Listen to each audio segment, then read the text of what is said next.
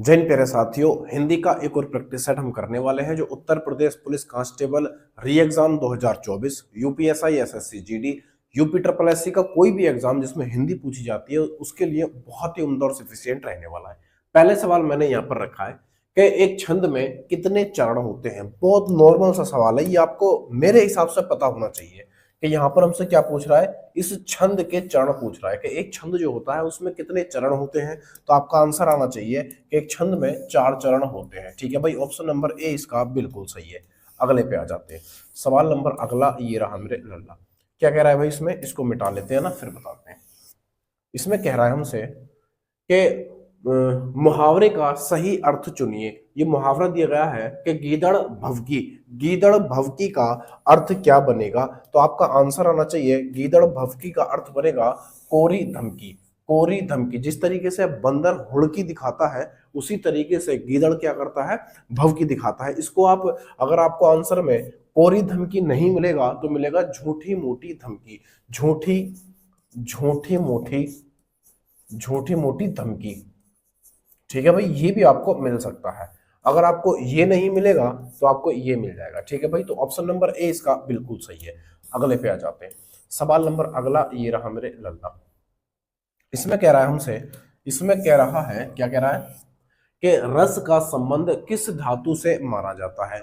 रस का संबंध किस धातु से माना जाता है। तो आप अच्छे जानते हो कि रस जो होते हैं हमारे, टोटल रस अगर हमसे पूछे जाएंगे तो 9 हो जाते हैं, लेकिन भरत मुनि के अनुसार रसों की जो संख्या है वो 8 मानी जाती है। जो नमा रस है हमारा, शांत रस, भरत मुनि उसको नहीं मानते हैं, जिसका स्थायी भाव निर्वेद होता है। और आप अच्छे जानते हो रस का जो अर्थ होता है, कभी कभी पूछ लेता है अगर रस का अर्थ क्या होता है, तो रस का अर्थ हो जाता है निचोड़। क्या होता है भाई, ये हो जाता है निचोड़। अब निचोड़ कैसे, अगर किसी काव्य को पढ़कर या फिर सुनकर जो आनंद की अनुभूति होती है उसी को हम क्या बोलते हैं भाई, रस बोल देते हैं। अब ये हमसे कह रहा है कि रस का जो संबंध है वो किस धातु से है। तो आपका आंसर आना चाहिए कि वो बन जाता है क्रय। ये इस धातु से इसका संबंध हो जाता है और इसका अर्थ होता है करना। इसका अर्थ होता है क्या दोस्त, करना। तो ऑप्शन नंबर बी इसका बिल्कुल सही उत्तर हो जाएगा। अगले पे आ जाते हैं। जितनी भी ज्यादा डिटेल हो सकती है जो एग्जाम के पॉइंट ऑफ व्यू से आंसर क्वेश्चन बन सकते हैं वो मैं सारी चीजें आपको करा देता हूं। अगले पे आ जाते हैं। अगले में कह रहा है हमसे, इसमें कह रहा है इनमें से किस चिन्ह का अर्थ आधा रुकना होता है। किस चिन्ह का अर्थ आधा रुकना होता है। तो आपका आंसर आना चाहिए कि ये जो अर्ध विराम है इसी को हम क्या बोलते हैं, आधा रुकना बोलते हैं। ऊपर वाला जो दे रखा है इसको हम बोलते हैं अल्प प्राण, क्या सॉरी अल्प, इसको बोलते हैं अल्प विराम। अल्प विराम क्या बोलते हैं दोस्त, अल्प विराम बोल देते हैं। ठीक है भाई, इसको क्या बोलते हैं, इसको बोलते हैं पूर्ण विराम। इसको बोलते हैं पूर्ण विराम, पूर्ण विराम बोल देते हैं। और इसको बोलते हैं विस्मयादि बोधक चिन्ह। विस्मयादि, विस्मयादि बोधक, विस्मयादि बोधक, विस्मयादि बोधक चिन्ह बोल देते हैं। ठीक है भाई, कोई दिक्कत नहीं होनी चाहिए। अगले पे आ जाते हैं। सवाल नंबर अगला ये रहा मेरे लल्ला। क्या कह रहा है भाई इसमें, इसको मिटा लेते हैं ना फिर बताते हैं। इसमें कह रहा है हमसे कि दशानन में कौन सा समास है। दशानन में कौन सा समास है, बढ़िया सवाल है एकदम गजब का। दशानन में कौन सा समास है। तो आपका आंसर आना चाहिए कि दशानन के अंदर बहुब्री समास हो जाएगा। कौन सा भाई, बहुब्री समास। मैंने आपको कई बार बताया है, क्या बताया है कि अगर आपको शुरू में मिल जाए संख्या, अगर आपको संख्या शुरू में मिल जाए और बाद में कोई अंग मिल जाए, कोई अंग मिल जाए, तो इसके अंदर क्या बन जाता है, इसके अंदर बहुव्रीहि बन जाता है। क्या बनता है, बहुव्रीहि, बहुव्रीहि समास बन जाता है। कौन सा, बहुव्रीहि समास बन जाता है। ठीक है भाई, ये बहुव्रीहि। अगर यहां पर आप कहोगे कि अंग ना हो तो अंग को छोड़कर कुछ और हो, पहला जो पद है वो संख्यावाची बन जाए और बाद में कोई अंग ना हो तो उसको बोलते हैं द्विगु समास। लेकिन इसमें अंग है तो ये क्या बन जाएगा, बहुब्रीहि समास। ये ट्रिक है एक तरीके से। ठीक है भाई, और दशानन ये किसको इंगित करता है, तो आप कहोगे रावण को, रावण को। ठीक है भाई, ये इंगित करता है रावण को, जिसका तीसरा पद प्रधान होता है उसी को हम क्या बोलते हैं, बहुब्रीहि समास बोलते हैं। कभी कभी ये पूछ लेता है कि ऐसा कौन सा समास है जिसका कोई पद प्रधान नहीं है, तो बन जाएगा बहुब्रीहि समास। ठीक है भाई, ऑप्शन नंबर ए इसका बिल्कुल सही है। अगले पे आ जाते हैं। सवाल नंबर अगला ये रहा मेरे लल्ला। क्या कह रहा है भाई इसमें? इसमें कह रहा है हमसे कि जो किसी भी स्थिति में टाला ना जा सके, वाक्यांश के लिए एक शब्द चुनिए। जो किसी भी स्थिति में टाला ना जा सके उसके लिए एक शब्द बताना है। तो आप कहोगे जो किसी भी स्थिति में ना टाला जा सके उसको हम अनिवार्य बोलते हैं। ऑप्शन नंबर सी इसका बिल्कुल सही उत्तर हो जाएगा।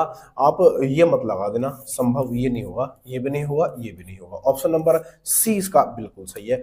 अगले पे आ जाते हैं। सवाल नंबर अगला ये रहा मेरे लल्ला। क्या कह रहा है भाई इसमें? इसमें हमसे कह रहा है, इसमें कह रहा है कि निम्न में से अधिकरण कारक की विभक्ति पहचाने। अधिकरण कारक की विभक्ति आप अच्छे जानते हो, जो कारक होते हैं हमारे वो कितने हो जाते हैं? बोले 8 हो जाते हैं। 8 कारक होते हैं। कौन कौन से? कर्ता ने कर्म को करण से, जैसे कर्ता ने, कर्ता के साथ क्या आता है? ने विभक्ति आती है। कर्ता ने कर्म को, कर्म को, कर्ता ने कर्म को करण से, करण से, कर्ता ने कर्म को करण से, करण से, अपदान से, देखो अपदान के साथ भी से आता है और करण के साथ भी से आता है। दोनों में फर्क बताऊंगा अभी क्या है। अपदान, अपदान से, अपदान से। देखो इसमें ना, इस अपदान में अलगाव होता है। अलगाव, अलगाव का मतलब होता है अलग होना, किसी चीज से अलग होता है। कोई भी चीज किसी वस्तु से अलग हो जाती है तो उसमें अपदान होता है। लेकिन इसमें भी से आता है, जैसे पेड़ से पत्ता गिरा, तो पेड़ से पत्ता गिरा तो पत्ता क्या हुआ? पेड़ से अलग हो गया, है ना। जैसे अब इसमें क्या बनेगा? पेड़ से पत्ता गिरा तो इसमें बन जाएगा अपदान। और एक इस वाले से का अगर मैं आपको उदाहरण दूं, जैसे मैं मार्कर से लिखता हूं, जैसे मैं मार्कर से लिखता हूं, तो ये मार्कर क्या बनेगा? एक साधन बनेगा। यानी अगर यहाँ पर साधन होगा, अगर साधन की बात होगी, अगर किसी साधन की बात होगी या माध्यम की बात होगी तो वहां पर करण होता है। अलग होने की बात होती है तो वहां पर अपदान हो जाता है। ठीक है भाई। तो 8 होते हैं। कर्ता ने कर्म को करण से, है ना, संप्रदान के लिए। एक आता है संप्रदान, एक आता है संप्रदान। इसके लिए जो विभक्ति आती है उसको आती है के लिए, के लिए, है ना। कर्ता ने कर्म को करण से, संप्रदान के लिए, अपदान से। और एक आता है संबंध, संबंध, संबंध के साथ का की के आते हैं, का की के। ये किसके साथ आते हैं? तो आपको हो गई आते हैं संबंध कारक के साथ। और एक आता है अधिकरण, एक आ जाता है अधिकरण, अधिकरण, अधिकरण के साथ क्या आता है? इसके साथ आता है मैं, एक आता है मैं, एक आता है पर, और इसके साथ ऊपर भी आ जाता है, मैं पर ऊपर। ये सब किसके साथ आते हैं? मैं पर ऊपर, ये अधिकरण के साथ आ जाते हैं। तो 3 2 5 6 7। और एक आता है एक आ जाता है विस्मयादि बोधक, एक आता है विस्मयादि बोधक। इसके साथ क्या होता है भाई? इसमें ये ये वाला जो विस्मयादि बोधक चिन्ह होता है, जैसे अरे, अरे भगवान या हे भगवान, जैसे एग्जांपल के तौर पर समझाऊं तो जैसे मैं लिखा यहाँ पर हे, यहाँ पर एक्सक्लेमेटरी चिन्ह यानी विस्मय, हे भगवान, हे भगवान, ये क्या हो गया, है ना, हे। तो इसके साथ ये क्या आया? विस्मयादि बोधक चिन्ह आ गया। तो इसके साथ एक ये भी आता है। तो कितने हो जाएंगे? 1 2 3 4 5 6 7 8। ये कितने हुए भाई? इस सहित 8 हो जाएंगे। तो कारक हमारे 8 हो जाते हैं, सबकी विभक्ति है। हमसे पूछा था सवाल के अंदर कि इसमें अधिकरण के साथ कौन सी विभक्ति आती है? तो अधिकरण के साथ मैं, पर और ऊपर दोनों आ जाती हैं। तो ऑप्शन नंबर डी इसका बिल्कुल सही उत्तर हो जाएगा। ठीक है भाई। अगले पे आ जाते हैं। सवाल नंबर अगला ये रहा मेरे लल्ला। क्या कह रहा है भाई? इसको मिटा लेते हैं ना, फिर बताते हैं। इसमें कह रहा है हमसे, इसमें कहा जा रहा है कि अरुण शब्द का पर्यायवाची शब्द है। अरुण शब्द का पर्यायवाची यानी पर्यायवाची का अर्थ है यहाँ पर कि अनेकार्थी, कि अरुण के क्या क्या अर्थ होते हैं। तो अरुण, अरुण के क्या क्या अर्थ होते हैं? एक तो हमारा शून्य हो जाता है। ठीक है भाई। जैसे मैं यहाँ पर लिख दूं अरुण, जैसे मैंने यहाँ पर लिख दिया अरुण, तो अरुण के कई सारे अर्थ हो जाते हैं। बोले कैसे हो जाते हैं? कि एक तो हो जाता है ना, कई सारे अर्थ हो जाते हैं। एक अर्थ हो जाता है इसका सूर्य, जो हमने उत्तर दे दिया, एक तो सूर्य हो जाता है। एक हो जाता है लाल, और एक हो जाता है सिंदूर, एक हो जाता है सिंदूर, और एक हो जाता है कुमकुम, कुमकुम, एक कुमकुम हो जाता है। और एक इसका अर्थ होता है, एक इसका अर्थ होता है रक्त कण, रक्त वर्ण, सॉरी रक्त कण नहीं, रक्त वर्ण। एक हो जाता है रक्त वर्ण। तो ये अरुण के सब क्या हो जाते हैं भाई? अनेकार्थी शब्द हो जाते हैं। तो ऑप्शन नंबर ए इसका बिल्कुल सही उत्तर हो जाएगा। अगले पे आ जाते हैं। क्या कह रहा है भाई, इसके अंदर कहा जा रहा है, इसमें कह रहा है कि कौन सा पुरुषवाचक सर्वनाम का भेद नहीं है, कौन सा पुरुषवाचक सर्वनाम का भेद नहीं है कह रहा है। तो आप अच्छे जानते हो पुरुषवाचक जो होते हैं वो तीन हो जाते हैं। कौन कौन से होते हैं? एक तो उत्तम पुरुष होता है, उत्तम उत्तम पुरुष हो जाता है, ठीक है भाई। एक हो जाता है मध्यम पुरुष, एक हो जाता है मध्यम पुरुष हो जाता है, ठीक है भाई। और एक हो जाता है अन्य पुरुष, एक हो जाता है अन्य पुरुष, ये हो जाते हैं। उत्तम पुरुष में मैं आता है और हम आता है, यानी जो सर्वनाम आते हैं वो मैं और हम आते हैं किसके साथ भाई? उत्तम पुरुष के साथ। मध्य के साथ कौन आता है? मध्य के साथ तुम आ जाता है, तुम, आप आ जाता है, आप आ जाता है, हाँ, जिसे आ जाता है, जिसे, जिसको, तुम, तुम्हारे, ये सब किस में आते हैं? इसके अंदर आते हैं। अन्य में जो आता है वो आता है बह, बे, बह, बे, या किसी का नाम आ सकता है, नाम आता है। अब नाम फीमेल का भी हो सकता है, मेल का भी हो सकता है, ठीक है भाई। तो ये सब किसकी पहचान हो जाती है? ये सब हो जाती हैं पुरुषवाचक की। तो आपने क्या देखा? आपने यहाँ पर देखा होगा कि इसमें पूछ रहा है कि कौन सा पुरुषवाचक का भेद नहीं है। तो भाई अन्य पुरुष, अन्य पुरुष तो है, ये भी होता है। मध्यम पुरुष ये हैगा, ये भी होता है। अति उत्तम पुरुष, अति उत्तम पुरुष नहीं होता, उत्तम पुरुष होता है। तो ऑप्शन नंबर सी इसका आंसर बन जाएगा, क्योंकि ये वाला नहीं होता है, नहीं वाला ये हमसे पूछा था। ऑप्शन नंबर सी इसका बिल्कुल सही उत्तर हो जाता है। अगले में क्या कह रहा है?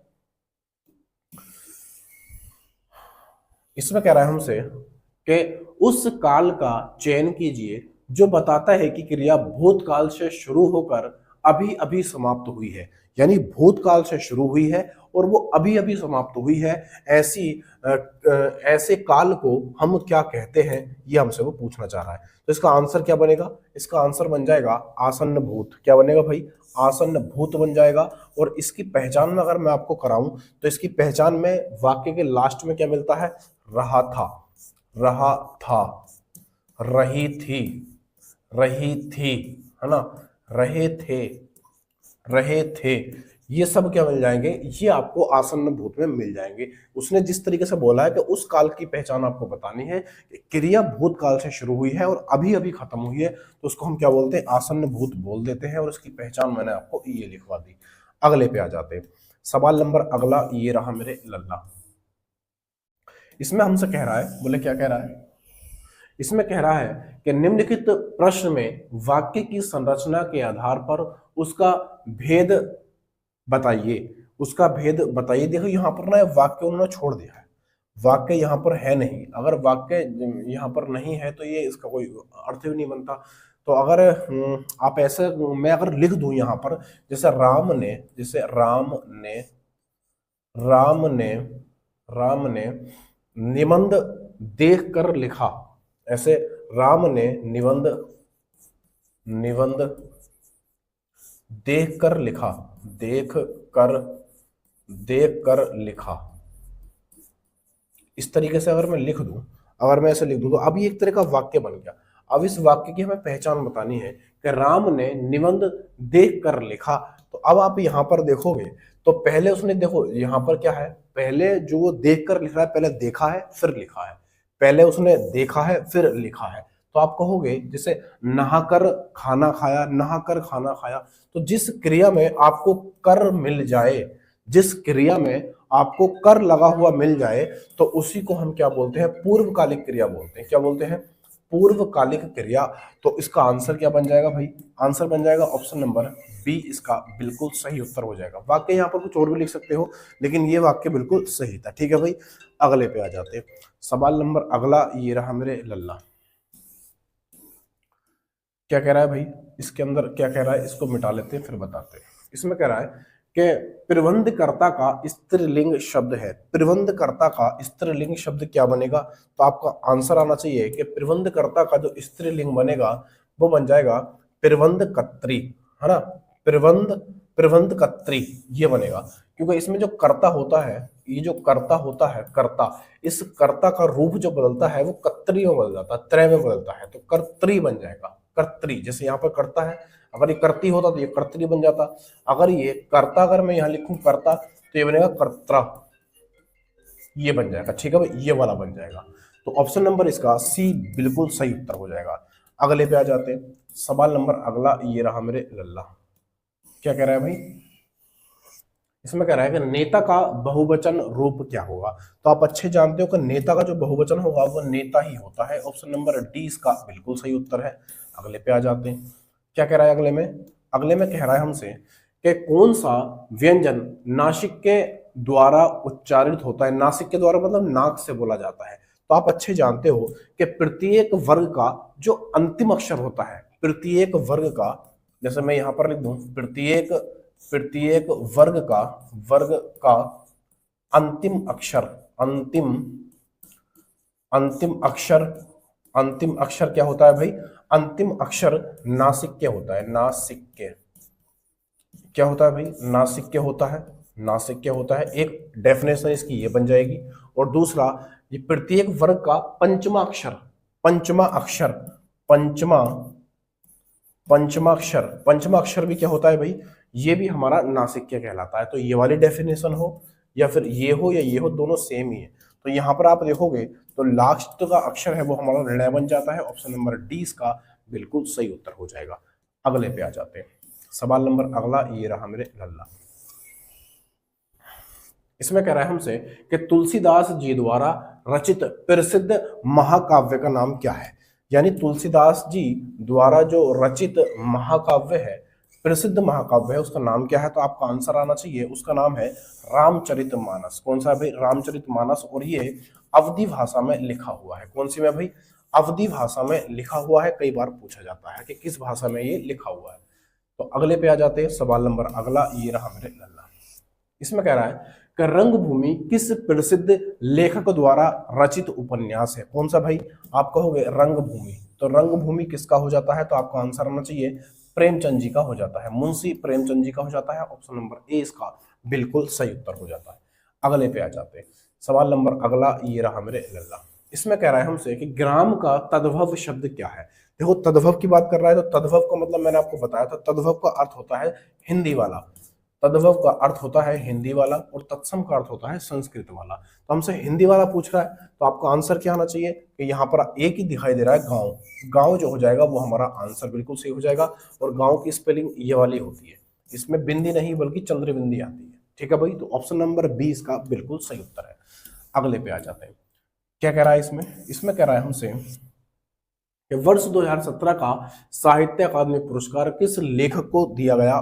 ठीक है भाई, कौन सा 2017 का कौन सा साहित्य अकादमी पुरस्कार। तो आपका आंसर आना चाहिए, ये दिया गया था रमेश कुंतल मेघ। रमेश कुंतल मेघ को 2017 का साहित्य अकादमी पुरस्कार दिया गया था। अगले पे आ जाते हैं भाई। सवाल नंबर अगला ये रहा मेरे लल्ला। क्या कह रहा है इसमें, इसमें कह रहा है कि कौशल शब्द का पर्यायवाची शब्द क्या है। कौशल का पर्यायवाची शब्द क्या बनेगा। तो कौशल मतलब इंटेलिजेंट व्यक्ति, और इंटेलिजेंट व्यक्ति को हम दक्षता भी बोलते हैं। ठीक है भाई, ऑप्शन नंबर ए इसका बिल्कुल सही उत्तर है। अगले पे आ जाते हैं। इसमें क्या कह रहा है, इसमें कह रहा है हमसे कि अवगुण, इसमें कह रहा है हमसे कि, इसमें कह रहा है क्या बोल रहा है कि अवगुण, इसमें कह रहा है कि अवगुण शब्द में उपसर्ग है। अवगुण में कौन सा उपसर्ग लगा हुआ है, वो हमसे ये पूछना चाह रहा है। आप अच्छे जानते हो कि जो मूल शब्द होता है उसके जो पहले लगता है उसको हम उपसर्ग बोलते हैं। क्या बोलते हैं भाई, उसको उपसर्ग बोलते हैं। बाद में जो लगता है उसको हम प्रत्यय बोलते हैं। क्या बोलते हैं, प्रत्यय पूछता है ना। तो इसमें क्या है, अवगुण। तो अगर मैं ये लिख दूं अवगुण, अवगुण, इसको जब आप तोड़ोगे तो अव अलग हो जाएगा और गुण अलग हो जाएगा। ठीक है भाई, गुण अलग हो जाएगा। तो उपसर्ग क्या बनेगा, अब बनेगा। तो ऑप्शन नंबर कौन सा बनेगा, तो ऑप्शन नंबर इसका डी बन जाएगा। इसका बिल्कुल सही वाला देख लेते, ये आया सवाल अगला। ये कह रहा है हमसे, ये कह रहा है, इसको मिटा लेते हैं। निम्नलिखित में से कौन सा टय वर्ग का नहीं है। हमसे नहीं वाला पूछा है ना। इस चीज को अंडरलाइन कर लिया करो वरना गलत हो जाता है। तो इनमें से कौन सा टय वर्ग का नहीं है। और टय वर्ग आप अच्छे से जानते हो कि टय वर्ग के अंदर कौन कौन से आ जाते हैं वर्ण। तो आता है टय, ठे, डे, ढे और अड़े। ये जो होते हैं ये सब के सब क्या हो जाते हैं, टय वर्ग में आते हैं। इनमें से कौन सा कौन सा नहीं है, तो ये भी टय वर्ग का है, ये भी है, ये भी है। लेकिन ये वाला जो है घे, ये टय वर्ग का नहीं है। ये कौन से का, ये कै वर्ग का है। कै, खे, गे, गे, घे। समझ रहे हो बात को। तो ऑप्शन नंबर डी इसका बिल्कुल सही उत्तर हो जाएगा। आगे आ जाते हैं। देखो क्या कह रहा है अगले सवाल में। सवाल नंबर अगला ये आ चुका है। देखो इसमें कहा जा रहा है, इसे मिटा लेते हैं। निम्नलिखित में से कौन सा शब्द निशीथ का पर्यायवाची नहीं है? निशीथ का पर्यायवाची नहीं है, वो ये पूछना चाह रहा है, यानी पर्यायवाची नहीं है। इसमें का मतलब ये हुआ कि इनमें से 3 निशीथ के पर्यायवाची हैं, एक है जो इसका पर्यायवाची नहीं है। तो आप अच्छे से जानते हो निशीथ मतलब होता है रात। निशीथ किसको बोलते हैं? रात को बोलते हैं, रात्रि को बोलते हैं। हाँ, रात के पर्यायवाची क्या है? ये हो जाता है, रजनी हो जाती है, रजनी, रजनी हो जाता है, और तुम्हारा निशा भी हो जाता है, निशा भी हो जाता है। ये सब क्या है? चारों रात के पर्यायवाची है। लेकिन ये जो तम है, ये तम अंधेरे का पर्यायवाची है। किसका दोस्त? ये अंधेरे का पर्यायवाची होता है, अंधेरा। ये अंधेरे का पर्यायवाची हो जाता है। तो ऑप्शन नंबर सी इसका बिल्कुल राइट आंसर हो जाएगा। ठीक है भाई, आगे आ जाते हैं, आगे आ जाओ। ये आया सवाल नंबर अगला, ये देखो क्या कह रहा है। सूर्य का पर्यायवाची शब्द है, सूर्य का पर्यायवाची कौन सा है, ये पूछ रहा है। सूर्य का पर्यायवाची शब्द है। हो, अच्छा। तो सूर्य का पर्यायवाची कौन सा हो जाएगा भाई? सूर्य का पर्यायवाची हो जाएगा ऑप्शन नंबर सी, इसका बिल्कुल सही आंसर हो जाएगा मार्तंड। देखो, भास्कर होता है सूर्य का पर्यायवाची, भास्वर नहीं होता। ये भास्वर है, तो ये भी नहीं होगा। ये प्रकाश का पर्यायवाची है, ये भी नहीं होगा, समझ रहे हो। ये तेज, ये भी नहीं होगा। ऑप्शन कौन सा हो जाएगा? ऑप्शन नंबर बी इसका बिल्कुल सही आंसर होगा। सूर्य का पर्यायवाची भानु, भास्कर, है ना, मार्तंड, भानु, भास्कर, भास्कर, है ना, आदित्य, आदित्य, आदित्य भी हो जाता है, भानु, भास्कर, आदित्य, मार्तंड हो जाता है, मार्तंड हो जाता है। मार्तंड तो है लिखा हुआ है, पतंग हो जाता है, पतंग हो जाता है, सॉरी यहाँ लिख देता हूँ पतंग। ये पतंग भी क्या है भाई? इसका पर्यायवाची होता है, किसका? सूर्य का, सूर्य का पर्यायवाची हो जाता है। तो ये नहीं होंगे, भास्कर होता है, भास्वर नहीं होता। इस चीज को ध्यान रखना। आगे आ जाते हैं सवाल नंबर अगला। सवाल नंबर अगला ये रहा मेरे लल्ला। क्या कह रहा है? अनुपम का पर्यायवाची शब्द है, अनुपम का पर्यायवाची शब्द है। अनुपम का पर्यायवाची हमसे पूछ रहा है। अनुपम का मतलब होता है जिसके जैसा कोई दूसरा ना हो, है ना, एकदम विचित्र, अद्वितीय। अद्वितीय इसका ऑप्शन नंबर डी बिल्कुल सही आंसर हो जाएगा, अद्वितीय, है ना। विचित्र, अद्वितीय, असाधारण, ये सब किसके पर्यायवाची होते हैं? अनुपम के पर्यायवाची हो जाते हैं। ठीक है भाई, अद्वितीय मतलब विचित्र कह सकते हो, अद्वितीय मतलब जिसके जैसा कोई दूसरा ना हो। अद्वितीय का मतलब होता है विचित्र, विचित्र हो सकता है ना, और भी हो जाते हैं। ये नहीं होंगे, ये नहीं होंगे, ये नहीं होंगे। ठीक है भाई, ऑप्शन नंबर डी इसका बिल्कुल सही आंसर हो जाता है। आगे आ जाते हैं,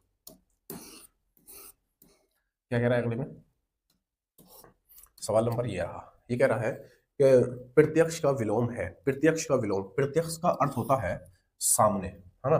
प्रत्यक्ष का अर्थ होता है सामने, जो सामने हो, जो सामने हो। प्रत्यक्ष का अर्थ क्या होता है? जो सामने हो। और सामने को क्या बोलते हैं? सामने को बोल देते हैं परोक्ष। सामने को बोल देते हैं परोक्ष। क्या बोलते हैं? परोक्ष बोलते हैं। ऑप्शन नंबर ए इसका बिल्कुल सही आंसर हो जाएगा। ठीक है भाई, आगे आ जाते हैं सवाल नंबर अगला। क्या कह रहा है भाई? देखो इस सवाल में, इसमें कह रहा है कि तिलक लगाने में किस अन्य का, अन्य नहीं अन्न होगा, यहाँ पर अन्न का प्रयोग होता है, ये अन्न होगा। इसको काट के अन्न कर लो, अन्न। क्योंकि तिलक लगाने का अन्य का नहीं बल्कि अन्न, यानी कौन सा चावल ऐसा है जो तिलक आप देखो, पूजा करने के बाद हम लोग तिलक लगाते हैं इस तरीके से, तो चावल लगाते हैं। हाँ, तो तिलक लगाने में किस अन्न का प्रयोग होता है? तो अन्न होता है, कौन सा हो जाता है भाई? अक्षत हो जाता है। मैंने आपको बताया था, अक्षत होता है जिसका हम तिलक लगाते हैं। समझ लो बात को। और इसका ये क्या होता है? ये सदैव बहुवचन होता है। ये सदैव, सदैव, सदैव बहुवचन होता है। बहुवचन सवाल पूछा जाता है, निम्नलिखित में से सदैव बहुवचन कौन सा शब्द रहता है? तो सदैव बहुवचन रहता है अक्षत। और भी रहते हैं, जैसे प्राण रहता है, प्राण, प्राण रहता है, और हस्ताक्षर रहता है, और हस्ताक्षर रहता है, सॉरी क्या हो गया, हस्ताक्षर रह जाता है, हस्ताक्षर रह जाता है। और दूसरा प्राण, दर्शन रह जाता है, दर्शन, दर्शन भी हमेशा बहुवचन रहता है। बहुत सवाल पूछे जाते हैं, है ना। दर्शन, आंसू रह जाता है, आंसू, आंसू बहुत फेमस सवाल है ये बहुत ज्यादा फेमस सवाल है। ये हमेशा, या बोल सकते हो सदैव क्या रहते हैं? बहुवचन रहते हैं। और तिलक लगाने के लिए जो यूज किया जाता है वो अक्षर का यूज किया जाता है, और ये भी क्या होता है? बहुवचन हो जाता है। ठीक है भाई, आगे आ जाते हैं। अगला क्या कह रहा है? सवाल अगला आ चुका है। सवाल के अंदर कहा जा रहा है, अरे जरा इधर आओ, अरे जरा इधर आओ, ये कौन सा वाक्य है? ये पूछ रहा है, ये कौन सा वाक्य है? कौन सा वाक्य है? ये कौन सा वाक्य है? अरे इधर आओ। तो आपने देखा होगा अरे, छी, है ना, ओह, ये जो शब्द होते हैं कौन कौन से? अरे, अरे, छी, आते नहीं छी, अरे, छी, आह, इस तरीके से आह, ये जो शब्द होते हैं आह वाले, ये कैसे होते हैं? विस्मयादि बोधक होते हैं। कैसे होते हैं भैया? ये विस्मयादि बोधक हो जाते हैं। तो ऑप्शन नंबर सी इसका बिल्कुल सही आंसर हो जाएगा। ऑप्शन नंबर देखो, क्वेश्चन मार्क यहाँ पर लगाया तो इसका मतलब ये हो सकता है कि प्रश्नवाचक है, इसमें वो इसको पूछना चाह रहा है, इसको समझ रहे हो बात को? तो विस्मयादि बोधक हो जाएगा। विस्मयादि बोधक में क्या क्या आता है? अरे, छी, आहा, है ना, इस तरीके के जो आश्चर्य वाले शब्द होते हैं वो विस्मयादि बोधक में आ जाते हैं। ठीक है भाई, आगे आ जाते हैं। क्या कह रहा है भाई आगे? देखो सवाल आ चुका। इसमें कह रहा है कि निम्नलिखित में से कौन सा स्त्रीलिंग है? कौन सा स्त्रीलिंग है? स्त्रीलिंग का मतलब क्या है? स्त्रीलिंग शब्द पूछना चाह रहा है कि इसमें से स्त्रीलिंग शब्द कौन सा हो जाता है। तो स्त्रीलिंग के लिए मैंने आपको कल बताया था कि आप क्रिया से पहचान सकते हो, सर्वनाम से पहचान सकते हो उसको, है ना, आराम से पहचान लो। कैसे पहचान? मित्र, क्रिया से अगर हम पहचान तो मित्र होता है या होती है? मित्र होती है, गलत हो जाएगा, मित्र होता है, तो ये तो पुल्लिंग हो गया। यहाँ पर देखो सूचना होता है या होती है, तो आपको सूचना होती है तो होती है, तो यही आंसर हो जाएगा हमारा। फिर option number B is the right answer. ठीक है भाई, यहाँ पर देखो उपहार होता है या होती है, तो आप लोगों को होता है, उपहार तो होता है ना, होती थोड़ी है कि भाई उपहार होती है, नहीं, उपहार दी है, उपहार दिया जाता है। जैसे अध्याय होता है या होता है, अध्याय होता है या होती है, तो आप लोग अध्याय तो होता है, तो ये भी पुल्लिंग है, पूछा स्त्रीलिंग। ऑप्शन नंबर बी इसका बिल्कुल सही आंसर हो जाएगा। ठीक है भाई, आगे आ जाते हैं। क्या कह रहा है आगे? ये रहा सवाल। इसमें कहा जा रहा है कि अंगीठी का तत्सम शब्द है। अंगीठी का तत्सम पूछा है, तो मैंने आपको बताया था तत्सम जो होता है वो संस्कृत वाला शब्द होता है, संस्कृत, संस्कृत वाला शब्द हो जाता है तत्सम। और तद्भव जो होता है, तद्भव यहाँ लिख देते हैं, ये तो संस्कृत वाला हो गया, लेकिन तद्भव यहाँ पर लिख देता हूँ, तद्भव। ये तद्भव जो होता है, तद्भव, ये हमारा हिंदी वाला शब्द हो जाता है। कौन सा? ये हिंदी वाला शब्द हो जाता है। ऐसे शब्द जो हिंदी में प्रयोग किए जाते हैं, जो आम बोलचाल की भाषा में प्रयोग किए जाते हैं, वो तद्भव होते हैं। और जो संस्कृत के होते हैं, जिनमें छह, त्रय, ज्ञ, ये संयुक्त स्वर होते हैं शामिल, है ना, ये जिनको बेतरतीब तरीके से बोला जाता है, उनको संस्कृत में लिया गया है। जैसे यहाँ पर अंगीठी है, तो अंगीठी का क्या पूछ रहा है हमसे? अंगीठी का तत्सम पूछ रहा है। तो अंगीठी तो तद्भव शब्द है, आम बोलचाल में बोलेगा अंगीठी लाओ कि हम तापेंगे, तापने वाली जो होती है अंगीठी। अब यहाँ पे हमें संस्कृत का शब्द बताना है, यानी हमें क्या बताना है? हमें तत्सम बताना है। तो अंगीठी का क्या होता है? अंगिष्ठिका। अंगिष्ठिका, ऑप्शन नंबर सी इसका बिल्कुल सही आंसर होगा, अंगिष्ठिका। अंगिष्ठिका ऐसे लिखा जाता है, सही है। ये भी नहीं होगा, ये अंगिष्ठिका ऐसे नहीं लिखा जाता, ऐसे नहीं लिखा जाता, ये लिखने के आधार पर दोनों गलत है, ये वाला तो होता ही नहीं है। ऑप्शन नंबर सी इसका बिल्कुल सही आंसर हो जाएगा। ठीक है भाई, आगे आ जाते हैं, आगे आ जाते हैं। क्या कह रहा है भाई? सवाल अगला ये रहा, देखो सवाल नंबर अगला ये रहा मेरे लल्ला। क्या कह रहा है भाई? निम्नलिखित में से कौन सा तद्भव शब्द है? तद्भव पूछा है। तद्भव मतलब क्या?